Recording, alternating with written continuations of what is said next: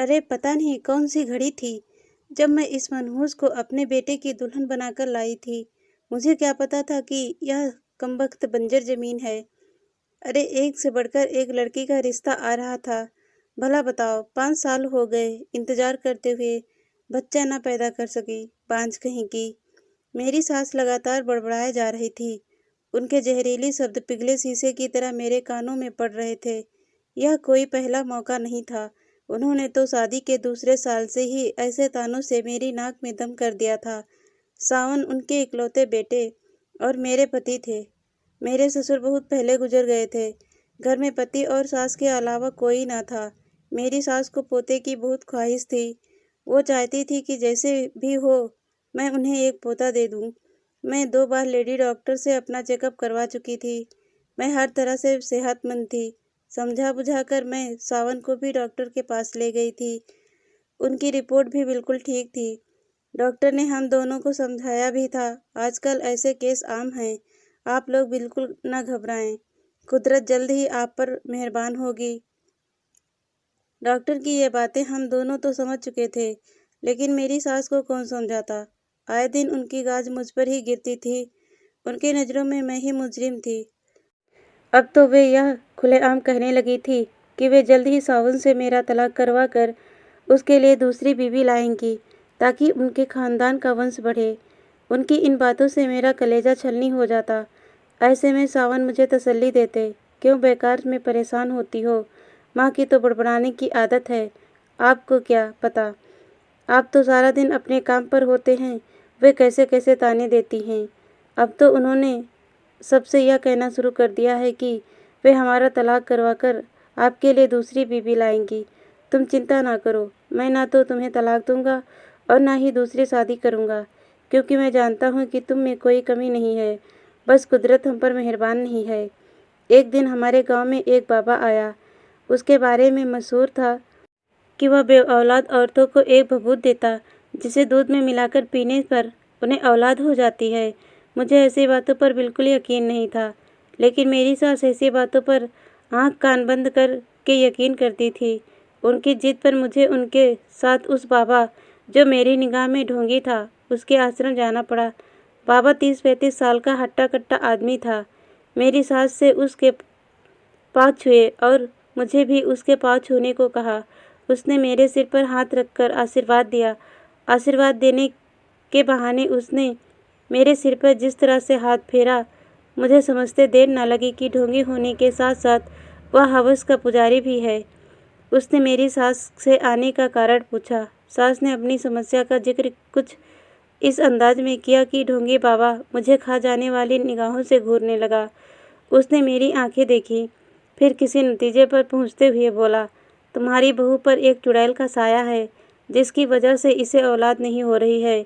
वह चुड़ैल इसका पीछा छोड़ दे तो कुछ ही दिनों में यह गर्भ धारण कर लेगी, लेकिन इसके लिए आपको काली माँ को खुश करना पड़ेगा।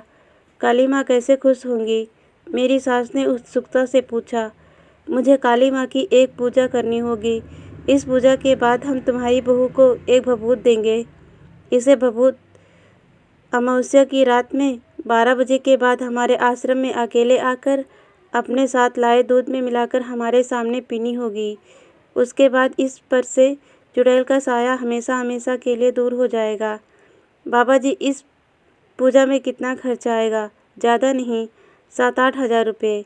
मेरी सास ने मेरी तरफ ऐसे देखा मानो पूछ ही रही हो कि मैं इतनी रकम का इंतजाम कर सकती हूँ। मैंने नज़रें फेर ली और ढोंगी बाबा से पूछा, बाबा इस बात की क्या गारंटी है कि आपकी भभूत से मुझे औलाद हो जाएगी? ढोंगी बाबा के चेहरे पर फौरन नाखुशी के भाव आए। वह नाराज़गी से बोला, बच्ची, हम कोई दुकानदार नहीं हैं जो अपने माल की गारंटी देता है। हम बहुत पहुँचे हुए बाबा हैं। तुम्हें अगर औलाद चाहिए तो जैसा हम कह रहे हैं वैसा करो, वरना तुम यहाँ से जा सकती हो। ढोंगी बाबा के रौद्र रूप धारण करने पर मेरी सास सहम गई। फिर मुझे खा जाने वाली निगाहों से देखती हुई चापलूसी के लहजे में बाबा से बोली, बाबा जी, यह नादान है, इसे आपकी महिमा के बारे में कुछ पता नहीं है। आप यह बताइए कि पूजा कब करनी होगी? जिस रोज़ अमावस्या होगी उस रोज़ शाम के 7 बजे हम काली माँ की पूजा करेंगे, लेकिन तुम्हें एक बात का वादा करना होगा। वह क्या बाबा जी? तुम्हें इस बात की खबर किसी को भी नहीं होने देनी है, यहाँ तक कि अपने बेटे को भी। अगर किसी को भी इस बात की भनक लग गई तो समझो उसने अपनी बात अधूरी छोड़ दी। मेरी सास ने ढोंगी बाबा को फौरन यकीन दिलाया कि वे किसी को इस बात का पता नहीं चलने देंगी। उसके बाद हम घर आ गई। 3 दिन बाद अमावस्या थी। मेरी सास ने किसी तरह पैसों का इंतजाम किया और फिर पूजा के इंतजाम में लग गई। इस पूजा में मुझे शामिल नहीं किया गया। मुझे बस रात को उस ढोंगी बाबा के पास एक लोटे में दूध लेकर जाना था। मैं ढोंगी बाबा की मानसा अच्छी तरह से जान चुकी थी, इसलिए आधी रात होने पर मैंने अपने कपड़ों में एक चाकू छिपाया और ढोंगी के आश्रम पहुंच गई। ढोंगी बाबा मुझे नशे में झूमता दिखाई दिया। उसके मुंह से शराब की बू आ रही थी। तभी उसने मुझे वहीं बनी एक कुटिया में जाने को कहा। मैंने कुटिया में जाने से फौरन मना कर दिया। इस पर उसकी भौहें तन गई। वह धमकी देने लगा वाले अंदाज में बोला, तुझे औलाद चाहिए या नहीं? अपनी इज्जत का सौदा करके मिलने वाली औलाद से मैं बे औलाद रहना पसंद करूंगी। मैं दृढ़ स्वर में बोली, तू तो बहुत पूछी हुई है, लेकिन मैं भी किसी से कम नहीं हूँ। घी जब सीधी उंगली से नहीं निकलता तब मैं उंगली टेढ़ी करना भी जानता हूँ। कहते ही वह मुझ पर झपट पड़ा। मैं जानती थी कि वह ऐसी नीच हरकत करेगा, अतः तुरंत चाकू निकाला और उसकी गर्दन पर लगाकर दहाड़ी। मैं तुम जैसे ढोंगी बाबाओं की सच्चाई अच्छी तरह जानती हूँ। तुम भोली भाली जनता को अपनी चिकनी चुपड़ी बातों से न केवल लूटते हो, बल्कि औरतों की इज्जत से भी खेलते हो। मैं यहाँ अपनी सास के कहने पर आई थी। मुझे कोई भभूत नहीं चाहिए। मुझ पर किसी चुड़ैल का साया नहीं है। मैंने तेरी भभूत दूध में मिलाकर पी ली थी। तुझे यही बात मेरी सास से कहनी है बस। अगर तूने ऐसा नहीं किया तो मैं तेरी जान ले लूँगी। उसने घबराकर हाँ में सिर हिला दिया। तब मैं लोटे का दूध वहीं फेंक कर घर आ गई। कुछ महीनों बाद जब मुझे उल्टियाँ होनी शुरू हुई तो मेरी सास की खुशी का ठिकाना ना रहा, क्योंकि वे उल्टियाँ आने का कारण जानती थी। यह खबर जब मैंने सावन को सुनाई तो वे भी बहुत खुश हुए। उस रात सावन को खुश देखकर मुझे अनोखी संतुष्टि हुई, मगर सास की अकल पर तरस आया, जो यह मान बैठी थी कि मैं गर्भवती ढोंगी बाबा की बबूत की वजह से हुई हूँ। अब मेरी सास मुझे अपने साथ सुलाने लगी। रात को जब मेरा पाँव टेढ़ा हो जाता तो वे उसे फौरन सीधा करते हुए कहती कि मेरे पाँव टेढ़े करने पर जो औलाद होगी उसके अंग विकृत होंगे। मुझे अपनी सास की अकल पर तरस आता, लेकिन मैं यह सोचकर चुप रहती कि उन्हें अंधविश्वास की बेड़ियों ने जकड़ा हुआ है। एक दिन उन्होंने मुझे एक नारियल ला कर दिया और कहा कि अगर मैं इसे भगवान गणेश के सामने एक झटके से तोड़ दूंगी तो मेरे होने वाले बच्चे के गालों में गड्ढे पड़ेंगे, जिससे वह सुंदर दिखा करेगा। मैं जानती थी कि ये सब बेकार की बातें हैं, फिर भी मैं उनकी बात मानी और नारियल एक झटके से तोड़ दिया। लेकिन इसी के साथ मेरा हाथ भी जख्मी हो गया और खून बहने लगा। लेकिन मेरी सास ने इसकी जरा भी परवाह नहीं की और गणेश की पूजा में लीन हो गई। शाम को काम से लौटने के बाद जब सावन ने मेरे हाथ पर पट्टी बंधी देखी तो इसका कारण पूछा। तब मैंने सारी बात बता दी। तब वे बोले, राधिका, तुम तो मेरी माँ को अच्छी तरह से जानती हो। वे जो ठान लेती हैं उसे पूरा करके ही दम लेती हैं। मैं जानता हूँ कि आजकल उनकी आंखों पर अंधविश्वास की पट्टी बंधी हुई है, जिसकी वजह से वे ऐसे काम भी कर रही हैं जो उन्हें नहीं करने चाहिए। तुम मन मार कर उनकी सारी बातें मानती रहो, वरना कल को कुछ ऊंच नीच हो गई तो वे तुम्हारा जीना हराम कर देंगी। सावन अपनी जगह सही थे। जैसे जैसे मेरा पेट बढ़ता गया वैसे वैसे मेरी सास के अंधविश्वासों में भी इजाफा होता गया। वे कभी कहती कि चौराहे पर मुझे पाँव नहीं रखना है, इसीलिए किसी चौराहे पर मेरा पाँव ना पड़े, इसके लिए मुझे लंबा रास्ता तय करना पड़ता था। इसमें मैं काफ़ी थकावट महसूस करती थी, लेकिन अंधविश्वास की बेड़ियों में जकड़ी मेरी सास को मेरी थकावट से कोई लेना देना न था।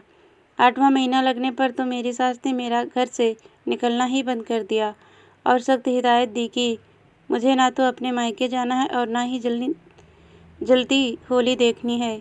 उन्हीं दिनों मेरे पिताजी की तबीयत अचानक खराब हो गई। वे बेहोशी की हालत में मुझसे मिलने की गुहार लगाए जा रहे थे, लेकिन अंधविश्वास में जकड़ी मेरी सास ने मुझे मायके नहीं जाने दिया। इससे पिता के मन में हमेशा के लिए यह बात बैठ गई कि उनकी बेटी उनके बीमार होने पर देखने नहीं आई। उन्हीं दिनों होली का त्यौहार था। हर साल मैं होलिका दहन करती थी, लेकिन मेरी सास ने मुझे होलिका जलाना तो दूर, उसे देखने के लिए भी मना कर दिया। मेरे बच्चा पैदा होने से कुछ दिन पहले मेरी सास मेरे लिए उसी ढोंगी बाबा की बबूत लेकर आई और उसे मुझे दूध में मिलाकर पीने के लिए कहा। मैंने कारण पूछा तो उन्होंने कहा कि मैं ऐसा करूंगी तो मुझे बेटा पैदा होगा। अपनी सास की अकल पर मुझे एक बार फिर तरस आया। मैंने उनका विरोध करते हुए कहा, माँ जी, मैंने आपकी सारी बातें मानी, लेकिन आपकी यह बात नहीं मानूंगी। क्यों? सास की भवें तन गई, क्योंकि अगर भभूत किसी ऐसी वैसी चीज़ की बनी हुई होगी तो उसका मेरे होने वाले बच्चे की सेहत पर बुरा असर पड़ सकता है। अरे, भूल गई तू कि इसी भभूत की वजह से तू गर्भवती हुई थी। उनके लाख कहने पर भी मैंने जब भभूत का सेवन करने से मना कर दिया तो ना जाने क्या सोचकर वे चुप हो गई। कुछ दिनों बाद जब मेरी डिलीवरी होने वाली थी, तब मेरी सास मेरे पास आई और बड़े प्यार से बोली, बहू देखना, तुम लड़के को ही जन्म दोगी। सुध नहीं रही और मैं बेहोश हो गई। होश में आने पर मुझे पता चला कि मैंने एक बच्चे को जन्म दिया था। ढोंगी बाबा ने मुझसे बदला लेने के लिए उस भभूत में संख्या जहर मिला दिया था। संख्या जहर के बारे में मैंने सुना था कि यह जहर धीरे धीरे असर करता है। एक दो बार बड़ों पर को देने पर कोई नुकसान नहीं पहुँचता, लेकिन छोटे बच्चों पर यह तुरंत अपना असर दिखाता है। इसी वजह से मैंने मरा बच्चा पैदा किया था। तभी ढोंगी बाबा के बारे में मुझे पता चला कि वह अपना डेरा उठाकर कहीं भाग गया है। मैंने सावन को हकीकत से वाकिफ कराया तो उसने अपनी माँ को आड़े हाथों लिया।